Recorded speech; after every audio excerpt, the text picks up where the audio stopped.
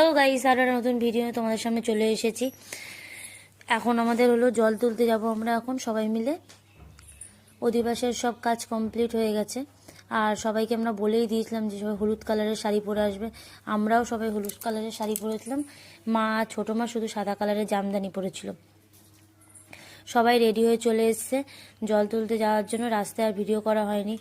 আর band party ছিল, band party বাজাতে বাজাতে আমরা নাচতে নাচতে এসছি। আর ছোটো মা এখন জল তুলে নিচ্ছে। আর এদিকে দেখতেই পাচ্ছ যে সবাই আমরা এদিকে সব উঁকি মেরে দেখছি। ক্যামেরাম্যানও ওখানে ভিডিও করছে। এখন সবার কথাই মেনে চলা উচিত আর কি। ক্যামেরাম্যান যখন হায়ার করবে, ক্যামেরাম্যানের কথাই তো সব কিছু করতেই হবে।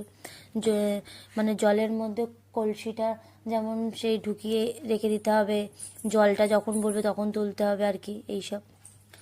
তারপর আমরা জল তুলে চলে এসেছি বাড়িতে। এই যে ছোটো মা হলো জলের কলসিটা এনে রাখলো। মনা ওখানে ওই গাছটা ঠিক করছিল, ভাই আবার গিয়ে ঠিক করতে নিয়েছে। কারণ ওটা ভিজে মাটিতে দেওয়া হয়নি বলে বাবু ওই ওই টবগুলোর মধ্যে বালির মধ্যে মানে মাটির মধ্যে রেখেছিল আর কি। তা মাটির মধ্যে থাকিনি, জলটা দিলে টাইট হয়ে যেত। আর 2-3টে ফটোশ্যুট করা হয়ে গেল। আর ওদের বাড়িতে ওই ওই যে কলসিটা দেখতে পাচ্ছ, ওই কলসিটা করে এক কলসি হলো মানে সর্ষের তেল পাঠিয়েছে। ওটার মধ্যে গায়ে হলুদ বাটা পাঠিয়েছে।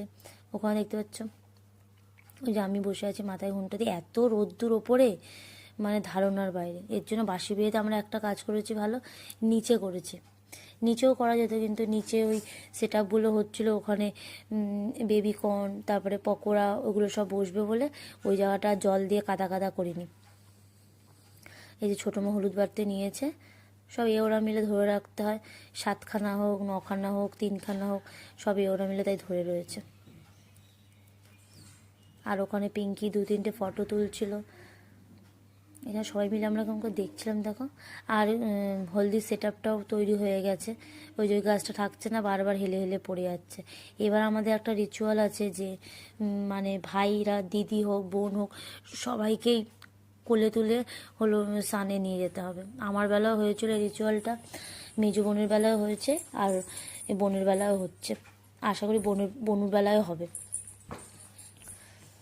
আমার ভাই আমাকে যখন কোলে নিয়েছিল, ভাই কত ছোট ছিল।